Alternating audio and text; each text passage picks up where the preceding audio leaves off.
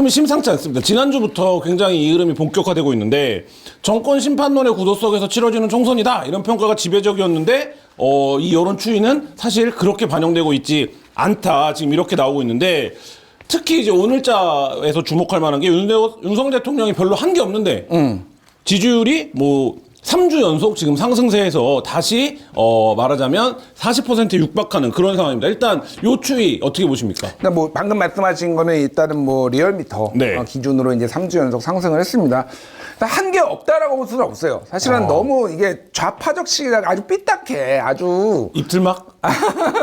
막아야 되겠어. 저 김환 입을 딱 막아야 되겠어. 그 누구 찌르는 것 같던데. 한 게 없지 않아요.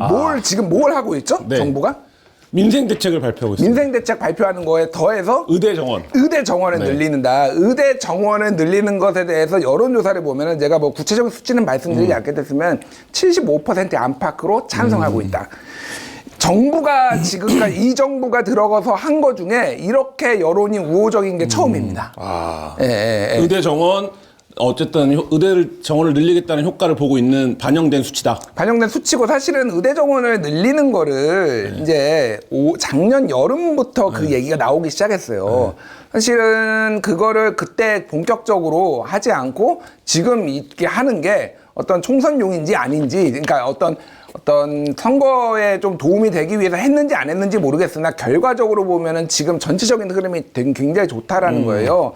그러니까 저는 그러니까 뭐 오늘 의대 정원 얘기를 하는 건 아니니까 정부의 어떤 밀어붙이기가 약간 굉장히 거친 거는 사실입니다. 그리고 민주정부에서 이렇게 추진했으면 과정상의 투박함을 엄청 공격당하지 않았을까요?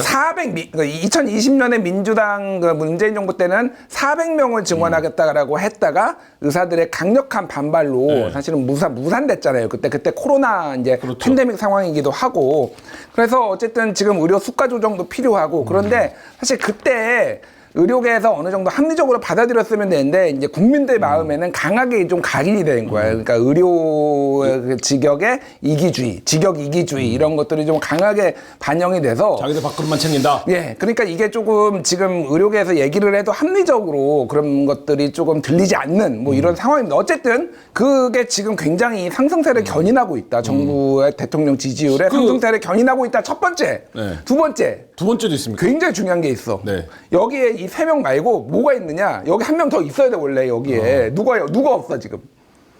그분이 없어. 김건희 여사가 없다고 지금. 여기 심지어 붙이지도 않았잖아. 김건희 여사 사라져버렸어. 지난 18일에 독일 국빈 방문하기 가기로 돼 있는데 나흘 전에 취소해버렸잖아. 그것도 사실 지난 정부에서 그런 일이 벌어졌으면 난리 날 일인데. 아니, 그러니까 이 국빈 방문이라는 게 얼마나 조율할 게 많고 이게 뭐 언제 처음에 얘기가 나왔는지 모르겠으나 거의 1년 뭐 반년에서 그렇죠. 1년 전부터 준비를 한단 말이야. 네, 그 부처에서는 거의 뭐 반기 프로젝트로 준비를 그리고 그 하는 독일에서는 얼마나 많이 준비를 했겠어. 이제 외교부의 요청을 받아가지고 동선부터 해서 뭐 이거저거 해서 실무적인 조율을 다 해놨는데 나흘 전에 딱 취소를 해. 근데 정무적으로 잘했다라는 박수를 받고 있어. 안 보여야 돼, 김건희는. 김건희 여사는 안 보여야 돼. 결과적으로 보면은 어쨌든 그 두 가지다. 디올백 이제 명품백 그 수수 사건이 상당히 묻히고 그리고 그거는 여론조사에 어느 정도 이미 선 반영됐다라고 보는 게 맞아요. 그러니까 더 악화되고 그게 정권 심판론을 유지시키는 거를 조금 강화하거나 그랬는데 그게 이제 좀 안 보이면서 약화됐다. 그리고 지금 의대 정원 이제 늘리는 것이 상당히 국민적 호응을 받고 있다. 이게 그래서 정권 이제 대통령 긍정 평가가 조금 올라갔다 이렇게 보시면 될 것 같아요. 네, 그 민주당 지지자들 그리고 이제 언론들에서 주목하고 있는 거는 민주당의 지지율 하락세입니다. 그러니까 여론조사라는 게 뭐 1일비 할 건 아니겠지만 추세가 이제 중요하다 이런 얘기를 많이 하지 않습니까? 근데 지난주, 지지난주 보면 계속 이제 하락세 추세가 계속되고 있는데 이 부분은 이제 어떻게 분석? 이게 좀 심각해요, 사실은. 제가 사실은 이 부분을 더 얘기를 하고 싶어요. 오늘 잠깐만 갤럽 기준으로 제가 이제 지난 금요일에 발표된 갤럽 기준으로 몇 개를 좀 써가면서 일단 좀 말씀을 드리겠습니다. 알겠습니다. 일단은 갤럽 같은 경우에는 자, 볼펜 어디 있어? 자, 대통령 긍부정 같은 경우에는 33대 58 이렇게 나와요. 이게 이제 긍부정입니다. 긍부정. 근데 뭐 익숙한 수치잖아요. 사실은 익숙한 수치인데 이게 그 전주에 비해서 상당히 부정평가가 줄어들었어요, 사실은. 그러니까 갤럽 같은 경우에는 이 전화 면접 조사의 특성이 뭐가 있냐면은 긍정 평가가 막 휙휙 변하지 않아요. 네. 근데 부정 평가 같은 경우에는 지금 줄어들고 있고 60%대에서 넘었었죠. 지금 네. 58%로 떨어졌다라고 본다라면은 상당히 지금 대통령에 대한 어떤 부정이 좀 낮아지고 있다 전체적으로 추세적으로 네. 낮아지고 있다라는 건데 가장 중요한 거는 지금 정당 지지도입니다. 자 민주당 아니 국민의힘부터 여당이니까 네. 국민의힘부터 적는 게 좋겠다. 네. 아니, 그래 손으로 하자. 그래. 국민의힘, 국힘 네. 37, 네. 민주 네. 31, 아. 그리고 정의 아니다. 정의를 쓰는 것보다 개혁신당? 개혁. 네. 개혁 얼마야? 4. 정의 2 이렇게 나왔단 말이에요. 자, 이게 보시면 알겠지. 아, 이거 어떻게 해야 돼? 이렇게 해야 돼? 아, 이렇게. 자, 이렇게 나왔습니다. 그래서 이게 이제 소위 말해서 오차 범위가 플러스 마이너스 3이에요. 네. 지금 갤럽 조사 같은 경우. 그러니까 6%포인트 차이가 나잖아요. 그러니까 이거는 오차 범위 내에 있다.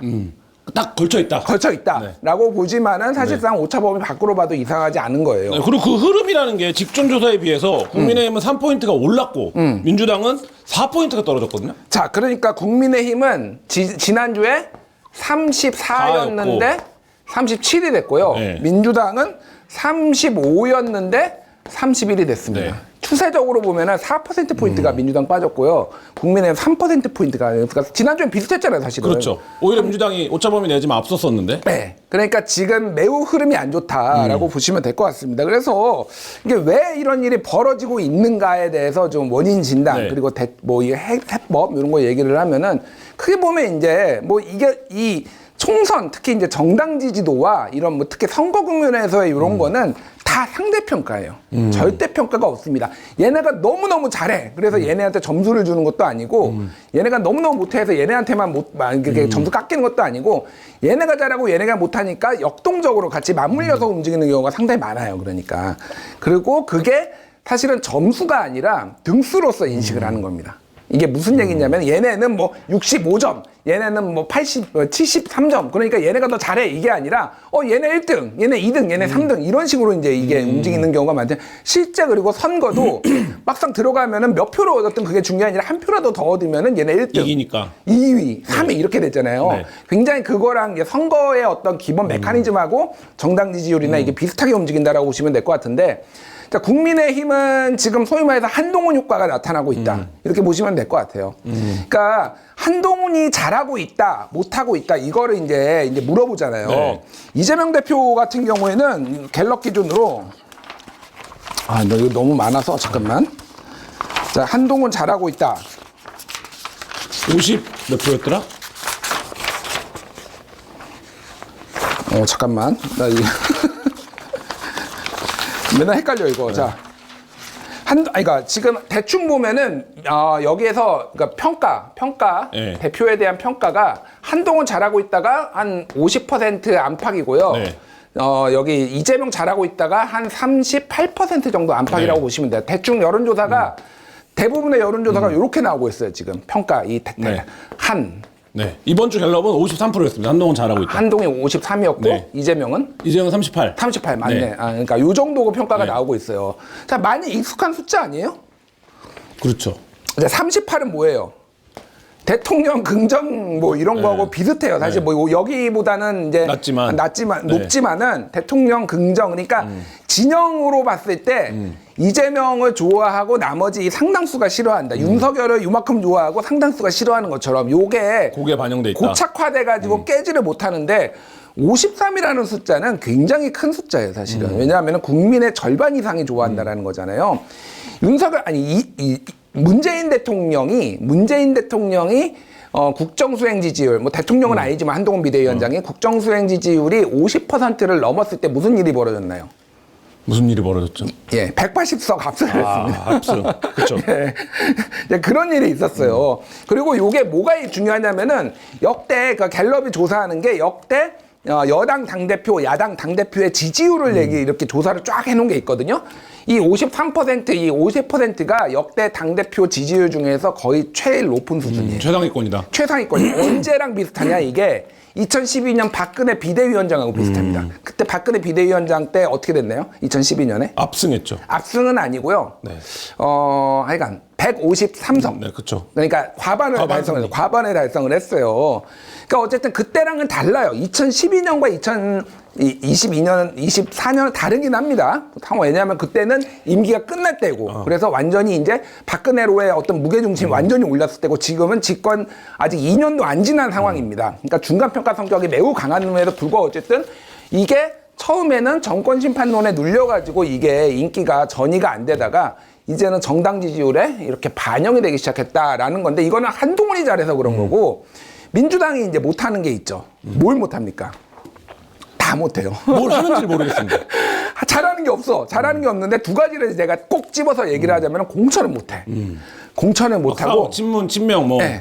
예. 그리고 개혁을 못해. 아. 그러니까 이게 두 가지가 이번 총선의 키워드예요. 그러니까 어쨌든 상대적으로 상대평가라고 했습니다. 상대적으로 국민의힘은 공천의 잡음이 적다.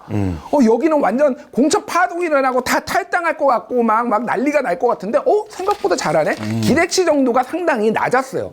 거기에 더 충족하는 쪽으로 이렇게 가고 있고 굉장히 조심스럽게 핸들링을 하고 있다. 최대한 대통령실, 뭐 행정관 이런 사람들 이제 단수 공천 안 주고 그러면서 뒤에 슬쩍 줍니다. 주진우 주고 막 뭐 이승환 주고 그러지만은 어쨌든 초반에는 굉장히 우리가 관리를 잘한다 이런 이미지를 주고 기대치도 낮았어요.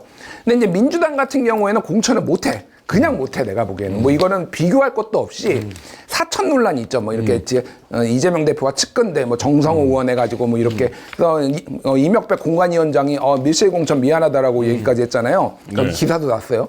거기에다가 이제 소위 말해서 친문과 친명 간의 이제 권력 다툼이 너무 노골적으로 나오고 있고 지게 최근에는 여론조사 이를테면 비명들의 지역구에 뭐 홍영표라든지 송가석이라든지 이런데 갑자기 그 사람들 이름을 현역 의원을 빼버리고 막 여론조사 돌리고 있다 막 이런 것들이 굉장히 지지자들을 이완시키고 지금 분화시키고 있다라고 해서 지금 이제 없는 데다가 여기에다가 또 하나는 정권 심판론 하나 원툴 제일 잘하는 건 정권 심판론 하나밖에 없어. 정권은 심판해 주십시오 빼놓고 그러면 뭘 민주당은 할 것이냐에 대해서 사람들이 묻기 시작했다는 거예요. 왜냐하면은 지금도 165석이야. 지금도 과반 이상이고 많이 이겨. 그러니까 뭔가를 이렇게 뭐 열심히 하려고 했지. 근데 되는 게 없어. 그러면 큰 틀에서 놓고 보자면 우리가 뭐 지역이나 세대나 디테일까지 얘기할 시간이 안 되니까 큰 틀에서 놓고 보자면 정권 구도라고 하는 큰 프레임에서 민주당한테 좀 우호적이던 그러니까 판세가 국민의힘이 한동훈 비대위원장 체제 이후에 여러 가지 공천 관리라든지 이런 데서 초반에 좀 성과 능력을 보여주면서 좀 이게 희석되고 있다. 이게 그러면 큰 틀에서 말하면 윤석열 정부를 심판해야 된다라는 게 한동훈 대 이재명의 구도로 가면서 한동훈이 더 좀 잘하는 것 같네. 이 구도로 지금 넘어가고 있는 때라고 보십니까? 그렇죠. 이거 어쨌든 그거는 부인할 수 없을 것 같아요. 그러니까 이거는 복합적인 이유라서 어느 거를 지금 얘기하기는 좀 쉽지는 않지만은 어쨌든 두 사람이 전면에 나오고 윤석열 대통령은 부정적인 거, 뭐 입틀 막 이렇게 돌발 변수 이런 거 빼놓고는 최대한 빠지고 그동안 무리하게 추진했던 것들 이런 것들에 대해서 거의 얘기를 안 하고 있고 예를 들면은 뭐 박정훈 대령 지금 어떻게 되고 있는지 사람들이 잘 모르잖아요. 네. 뭐 이런 것들을 부정적인 것들은 노출을 최대하고 김건희 여사 안 보이게 하고 뭐 이런 것들이 즉각적으로 이제 반응이 된다라는 거예요. 자, 요거는 꼭 얘기해야 될 것 같아요. 갤럽에서 조사한 건데 총선에서 지지할 의향이 있다 없다 네. 요게 있어요. 국힘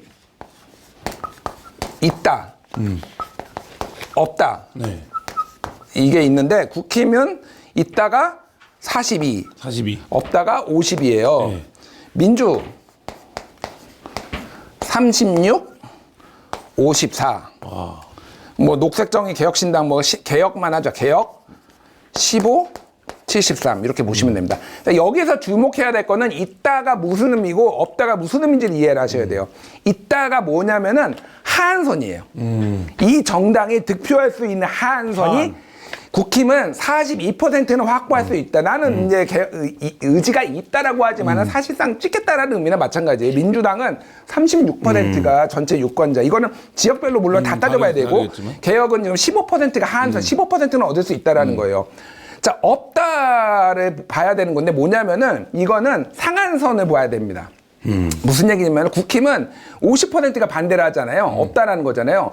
42%에서 50까지를 획득할 수 있다라는 거고 민주당은 36에서 46까지 54, 100에서 54를 빼니까 그러니까? 절대 아니까 36에서 46 사이. 46 사이고 여기는 뭐 이제 대충 15에서 27 7. 정도까지 이제 보시면 될 것 같아요. 27은 무슨 의미냐면은 2016년에 국민의당 안철수의 국민의당이 정당 지지율이 26.7%였어요. 아, 딱 거의 어쨌든 삼지대. 거기까지의 포텐은 가지고 있다. 개혁신당은 이렇게 보면 됐고 개혁신당은 나중에 한번 얘기하자. 아, 나 진짜 오늘 입장 터져서. 그리고 자 민주당이 생각보다 이게 낮아요. 그러니까 여기에는 36에서 46까지로 자 이게 양자 구도가 됐을 때 무슨 얘기예요? 절반을 과반을 못 한다는 얘기죠. 과반이니까 물론 얘 작은 정당들이 나오니까 어떻게 될지 모르지만 기본적으로 군소정당 후보를 빼놓고 양자 구도가 됐을 때는 국힘이 더 포텐이 높다라는 높다, 거예요. 현재. 지금 그래서 굉장히 큰 지금 민주당과 야권의 적신호가 켜졌다 이렇게 보시면 될 것 자, 같아요. 이게 요인이 한두 가지는 아니겠지만 뭐 큰 틀에서 보면 세 가지 지금 정도 말씀하셨어요. 일단 첫 번째 아까 말씀하신 게 윤석열이 잘 안 보인다. 뭔가를 하고 있는 대통령다운 일을 하고 있는 것 같지만 리스크한 뭐 김건희 여사라든지 빠졌다. 그다음에 한동훈이 기대치가 낮은 가운데 생각보다는 일을 좀 하네. 요거. 그다음에 민주당 너무 못한다. 요 세 가지 중에 지금 어떤 게 제일 크게 작동하고 있다고 보십니까? 저는 한동훈이 이제 크게 작동하고 한동훈이 있다고 크다. 봅니다. 예, 한동훈이 제일 큰데 어느 거에 우열을 가리기도 어렵고 서로 시너지를 효과를 일으키고 있다라고 보시고 아까 얘기했듯이 이게 하나가 결정적인지 아닌지 여부를 알 수가 없는 게 다 맞물려 있어요. 네네. 그렇기 때문에 제가 민주당한테 숙제를 내주겠습니다. 어떤 숙제입니까? 그러니까 오늘 시간이 많지 않으니까 숙제를 민주당은 지금 두 가지를 풀면 되니까 지금 50일 남았잖아요. 총선이 두 번의 변곡점이 더 와요. 그러니까 최종 마지막 변곡점은 3월 20일 후보 등록하고 정당 기호 받고 그러니까 2주 정도 남았을 때 이때 한번 큰 변곡점이 오고 15일 전. 예, 15일 전 한 번이 오고 그 전에는 후보가 다 결정이 다 됐을 때 그러면은 이제 후보들이 보이기 시작하고 또 하나는 이제 정당이 이제 막 싸우고 난맥상이 아니라 이 정당이 뭘 하려고 하는지가 딱 보이기 시작합니다. 두 번이 더 와요. 그게 그러니까 한 3월 20일 무렵쯤 되겠죠? 그러니까 그거보다 조금 앞이긴 할 거예요. 앞이겠죠, 예. 왜냐하면 몇 개 빼놓고는 다 다 거의 정해져 윤곽이 있- 들어온다. 있겠죠. 그래서 그게 한 달 전, 그리고 2주 전, 요 정도로 보면 됩니다. 30일 전, 2주 전. 예, 그러니까 그게 두 번의 변곡점이 있을 거라고 이제 보면 됩니다. 여기에서 민주당과 야권이 반등의 계기를 못 마련하면은 이번 총선은 어렵다. 국민의힘이 일당을 가져갈 수 있을 수도 있다라는 거고 그러니까 두 가지를 해야 돼요. 일단은 공천이 역대 그러니까 민주당이든 국민의힘, 그러니까 보수정당이든 공천이 완전 쪼개질 당이 어그러질 정도로 빠개진다라는 저는 표현을 쓰는데 이 정도로 파동이 일어나면은 승리하기 어렵습니다. 왜냐하면 다 탈당해가지고 무소속하고 다 제3지대에 나와가지고 다 하면 안 돼요. 네. 그래서 친명이 지금 친문들을 어디까지 쳐낼 것이냐, 의지가 어디 것이냐. 그러니까 우리는 일당 못해도 우리는 친명 정당을 만들겠다. 이게 어디서 많이 들어본 것 같아요, 아니에요? 옛날에 윤석열 대통령이 그쪽에서 우리 일당 못해도 친윤 정당 만들겠다라고 이렇게 하고 있었을 때 그때 느낌이에요, 지금. 그 정도의 지금 상황으로 갈 것이냐, 안 갈 것이냐. 그래서 저는 이재명 대표가 만약에 이번 총선에서 깨지면은 대선도 끝난다고 봅니다, 개인적으로. 일단 그러면 첫 번째 승리를 하지는 못하는, 그러니까 지방선거도 사실상 이재명 대표가 대표는 아니었지만 깨진 거지. 대선 졌지, 총선까지 지지. 패배의 아이콘이 될 거예요, 그러면. 그래서 어디까지 이제 총선 공천 관리를 할 것이냐가 중요하고 두 번째는 역대 모든 민주당, 야당은 대표와 주류가 뭔가를 희생하는 모습을 보였어요.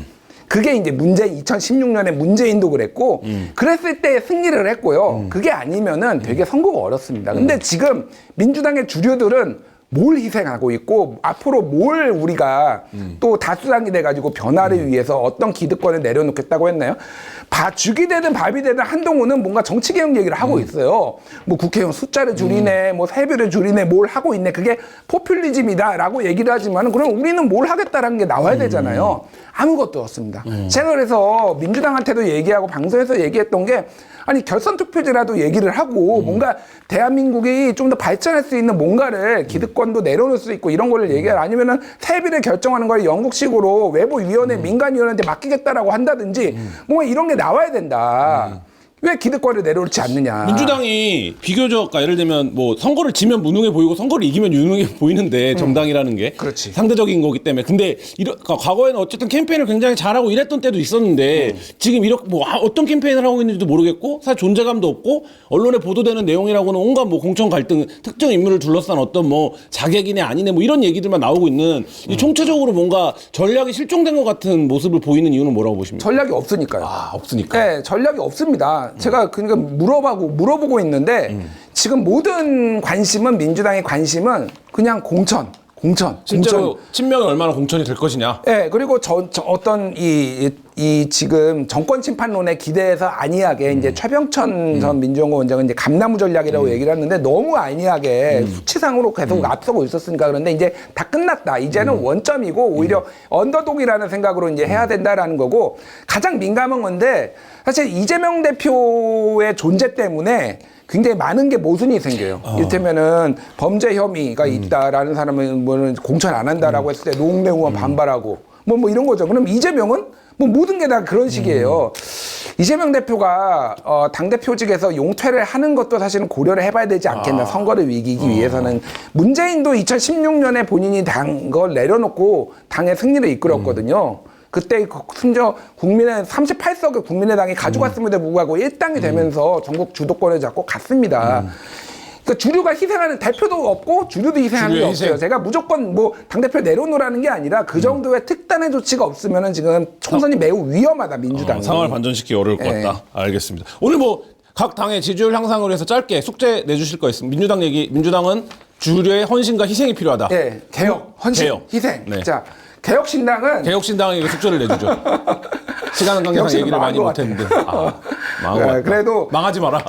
망하지 말고 그만 싸우고 그러니까 전선을 외부에 걸어라. 왜 내부에 그냐. 지금 외계인하고 싸우는데 지구연합군이 뭐가 자기들끼리 차느니 왜 중국하고 미국하고 북한하고 다른지 지금 외계인하고 싸우려면 외계인하고의 외계인의 걸어라. 문제점을 얘기를 하라. 요거 좀 하나 말씀드리고요.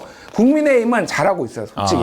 이 정도면은 내가 생각보다 한동훈이 잘해. 한동훈이 너무 기대치가 낮았던 거 아닙니까? 낮았지. 근데 이렇게 잘할 줄 몰랐어. 곧 사단 날 것 같은데 아직 안 아까 끝났는데. 얘기했지만 두 번의 변곡점이 있습니다. 아직 네. 두 번의 변곡점이 기다리는데 네. 다만 여기에는 아직도 근본적으로 정권 심판론에 대해서 민주당이 못하기 때문에 사실은 이게 이제 치고 상대적으로 올라간 거지. 이 국민의힘이 잘해가지고 한 게 아니거든요. 네. 그 정권 심판론이 아직도 비등한 정권 심판론은 어떻게 아직도 33%밖에 안 돼. 아무리 해도 부정이 훨씬 높다는 걸 인지하고 국민을 좀 설득시키는 감동시키는 정치를 좀 지속적으로 하면 승산이 있다. 이렇게 말씀드리겠습니다. 네, 알겠습니다. 오늘 1교시는 여기까지 있도록 하겠습니다. 김준쌤 수고하셨습니다. 네, 감사합니다.